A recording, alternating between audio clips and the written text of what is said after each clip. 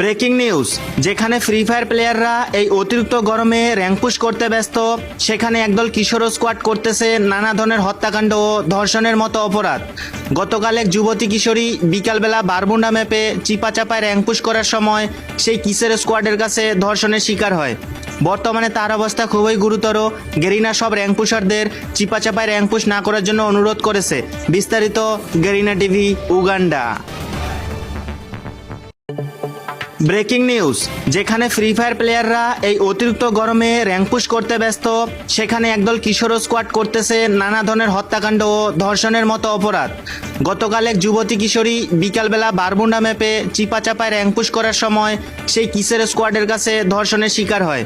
বর্তমানে তার অবস্থা খুবই গুরুতর। গেরিনা সব র্যাঙ্ক পুশারদের চিপাচাপায় র্যাঙ্ক পুশ না করার জন্য অনুরোধ করেছে। বিস্তারিত গেরিনা টিভি উগান্ডা।